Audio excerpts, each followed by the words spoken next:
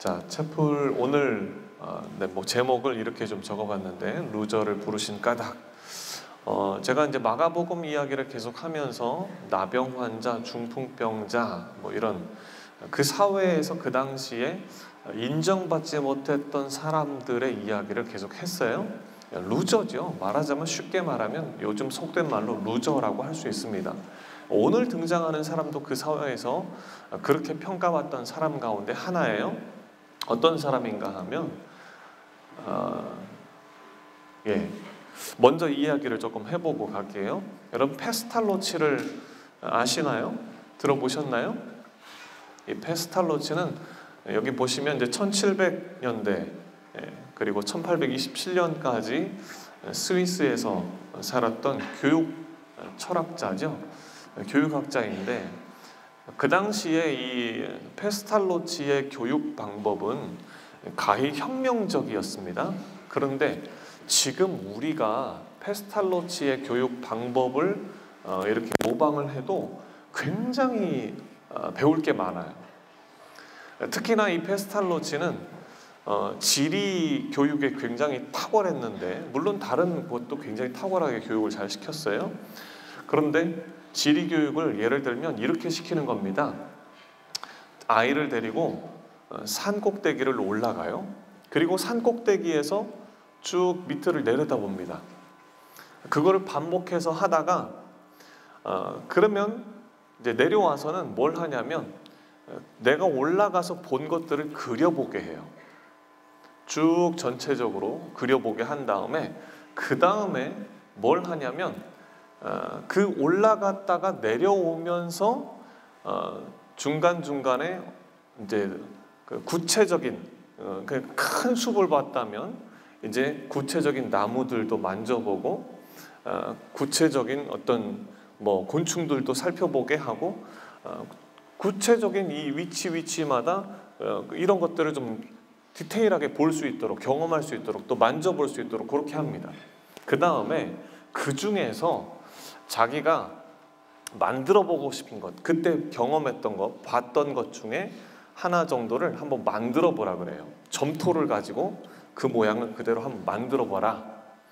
그렇게 하면서 하나씩 둘씩 만들어 보다 보면 그 산에 있는 여러 가지 이제 자기가 경험했던 것들을 만들어 보게 되는 거죠. 그러면 그걸 계속 반복합니다. 올라갔다가 전체를 보고 또 구체적으로 내려오면서 어느 길을 보기도 하고 어떤 물건을 보기도 하고 어떤 돌을 보기도 하고 어떤 나무를 보기도 하고 이런 경험들을 계속 하다 보면 나중에는 지도를 그 산 주변 지도를 그려보라 그러면 훤하게 머릿속에 다 그려지는 거예요. 그래서 지리 교육의 아주 탁월함을 그 당시에 하이 퀄리티, 그러니까 부유층들도 굉장히 놀라워할 만한 그런 이제 그리고 참 빈민 생활을 하는 그런 아이들을 데려다가 가르치는데 굉장히 탁월한 아이들을 만들어내는 거예요. 그 당시에 그래서 이 페스탈로치의 교육은 혁명이다 이렇게 얘기까지 했어요. 이제 예를 들어서 그렇게 얘기를 했는데 여러분 이 페스탈로치는 그래서 아주 실제적으로 경험하게 하는 것, 그리고 공간적인 것들을 아주 구체적으로 경험하게 하는 것, 이거 굉장히 중요하다고 봤어요. 성경도 마찬가지입니다. 여러분 성경을 보면 공간이 나와요. 그 공간에 조금 더 들어가서 보면 어떤 물체들, 그리고 상황들, 장면들, 집들 이런 것들이 이제 등장을 한단 말이죠. 그런 것들을 함께 보면서 공부를 해야 성경도 신앙도 제대로 볼 수 있다. 페스탈로치는 그렇게 얘기했어요. 자, 그런 의미에서 오늘 이야기를 조금 해보겠는데, 자, 오늘 마가복음 2장 13절, 14절, 이제 16절 이야기를 보다 보면 이제 여기 13절, 14절, 15절, 16절, 17절까지 나오는데 제가 이 얘기만 일단 가지고 왔습니다. 예수님이 이제 가버나움이라고 하는 곳에 이제 가다가 가버나움에 어느 곳을 지나가다가 거기서 세관을 지나가게 되면서 세관장을 만나게 됩니다. 여기 보면 이제 세관에 앉아 있는 레위라는 사람을 보게 돼요. 근데 이 레위를 보고 나를 따르라 이렇게 얘기하는 거죠. 그리고 나서 그 뒤에 16절에 보니까 바리새인 서기관들이 예수께서 세리와 그리고 함께 그들과 함께 잡수시는 것을 보고 점점점 돼 있는데 이때부터 이제 난리가 나는 겁니다. 어떤 문제가 터지기 시작을 하는 거예요. 자, 이것부터 봅시다. 마가복음 1장 16절에서 20절에는 내절을 소개하면서 제자 4명을 불렀어요. 그런데 여기 마가복음 2장 13절에서 17절까지는 5절에서 레위 1명을 부르는 이야기가 등장을 해요. 이렇게 기록한 것도 어떤 의도가 있겠죠? 왜 그렇게 했을까? 하는 질문을 우리가 던져보면 좋겠습니다. 여러분, 책을 볼 때 그냥 보지 마시고 질문을 던져보면 재밌습니다. 그리고 공부가 됩니다. 자, 왜 그랬을까? 자, 유대인들에게 중요한 것이 2가지가 있었는데, 자, 잘 들어보세요. 여러분, 유대인들에게 중요한 것은 정결법과 안식일법입니다. 정결법은 뭐냐면 정결한가 그렇지 않은가. 그래서 어떤 사람, 여러분 우리도 그런 말습관, 이제 부정탄다 이런 말습관이 있잖아요. 그 말이 똑같은 거예요. 부정탄다, 깨끗하다, 정하다, 부정하다 이런 말이에요. purity, impurity. 영어로는. 안식일법은 안식일에 하지 말아야 될 것들이 있다 이런 얘기인데, 여기서 이제 얘기하고 싶은 것은 이제 정결법에 해당되는 건데, 자, 이것을 어기는 사람, 이 2가지를 어기는 사람은 유대 사회를 근간을 흔들어 버리는 존재다. 이렇게 여기서 적으로 규정을 합니다. 그런데 이 당시에 예수님이 적으로 규정이 돼요. 자, 여기서 이제 부정한 자는 어떤 사람들로 그 당시에 사회에서 통용이 됐냐면 창녀, 그리고 세리, 세관에서 일하는 세리들, 그리고 목자, 이런 사람들이 부정한 자로 그렇게 낙인 찍혀서 사람들이 다 그렇게 인정을 했습니다. 자, 배경을 조금 살펴보면 지금 여기 보시면 일단은 세관, 예수님이 갔던 이 세관이 3군데가 등장을 해요. 여기 이제 갈릴리 바다 위에 가버나움이라고 하는 곳이 있고, 그리고 여기 가이사랴라고 하는 곳이 있습니다. 그리고 또 하나가 여기 여리고에 세관이, 이스라엘의 3대 세관이 이 3군데에 있었습니다. 그런데 지금 예수님이 저 갈릴리에서 아래쪽으로 내려오다가 여기 보시면 지금 가버나움이라고 되어 있는 곳이 있죠. 이 가버나움에서 바로 이제 세관 마태라고 하는 레위를 만나게 되는 거예요. 그렇게 만나게 되는데, 이 마태 레위를 보면 성경에 보면 높은 위치에 있었다 이렇게 표현이 돼요. 원어로 보면 높은 위치에 있었다고 하는 거 보니까 그냥 세리가 아니고 세관장. 여러분 지금도요, 부산 그 양산 세관장, 또 인천 세관장, 그러면 어마어마한 지위예요. 그건 엄청난 자리입니다.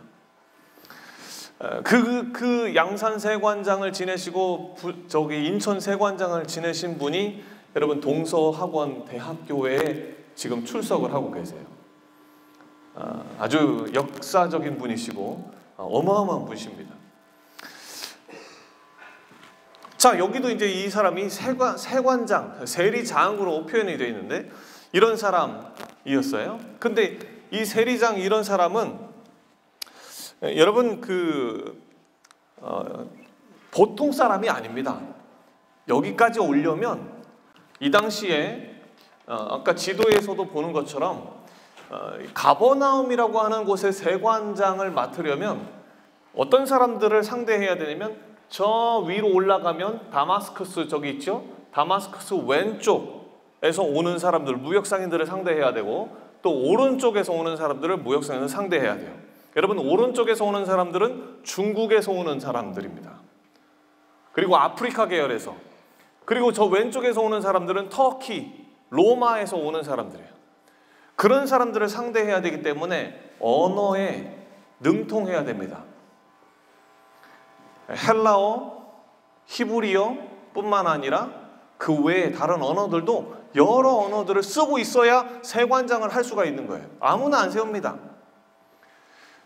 그런 자리에 있는 사람, 그런 실력을 가지고 있는 사람인데, 이 세관장이 이제 어떻게 역임을 받았냐면 유대 사회에서는 부정한 사람으로 역임받았어요. 부정한 사람. 낙인 찍혀서 저놈은 부정한 놈이야, 우리 상종하지 말아야 돼. 왜 그랬냐면 이 당시가 팔레스타인이, 이스라엘이 로마의 식민지로 있었기 때문에 세금을 걷어서 누구한테 바치냐면 로마에 바치는 거예요. 그러니까 이 국민들의 세금을, 혈세를 뜯어다가 국민들한테 쓰도록 하는 게 아니라 로마에 갖다 바치니까 저놈은 매국노야 라고 여겼던 겁니다.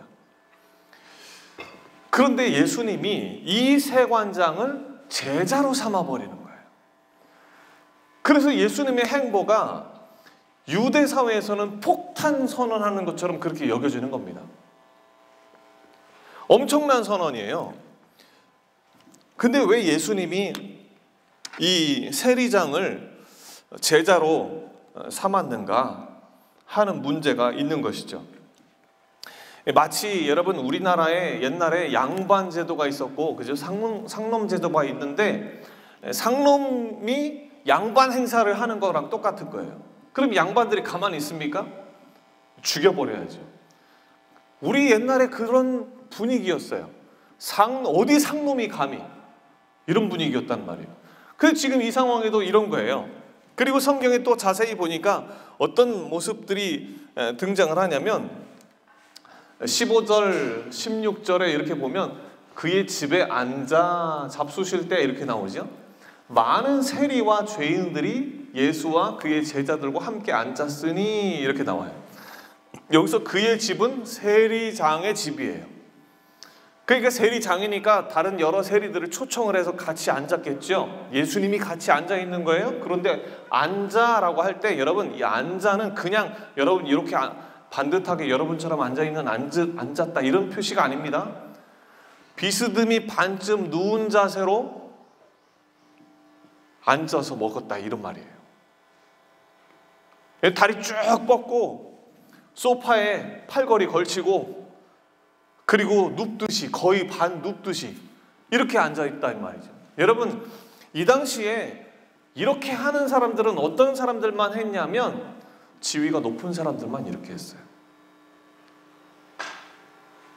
우리 식으로 말하면 상놈들은 이렇게 하면 안 된단 말이에요. 어디 감히, 이런 분위기였단 말이에요. 그런데 예수님이 제자들, 그 세리들과 함께 반쯤 비스듬히 누워가 양반들 행세를 하고 있는 거야. 그 가만둡니까? 가만둘 수가 없는 거죠. 얼마나 열이 받았겠어요? 이 종교 지도자들이. 유대인들이 볼 때는 지금 쓰레기 같은 사람들이 모여 있는데 앉아서 반쯤 눕듯이 앉아가지고 먹고 있는 거예요. 하나님 아버지, 은혜와 사랑을 감사합니다. 우리가 이 사회 속에서 혹은 외롭고 혹은 또 소외받고 혹은 내가 남을 때로는 소외시키기도 또 무시하기도 했던 그런 죄인입니다. 연약한 우리를 예수님께서 받아주시고 세리를 받아주셨던 것처럼 우리를 받아주시고 또 우리로 하여금 새 삶을 살 수 있도록 인도하시고 그리고 제자들을 불러서 함께 하시고 그리고 권능을 주시고 전도하게 하시고 하셨던 것처럼 정말 주님과 함께 예수님과 함께 과거의 삶을 끊어내버리고 새로운 삶을 새로운 관점으로 살아가는 그런 우리가 될 수 있도록 주님 축복하여 주시옵소서. 우리 학생들이 참 소망과 참된 길을 걸어갈 수 있도록 인도하여 주시기를 간절히 바라옵고 감사드리며 예수님 이름으로 기도합니다. 아멘.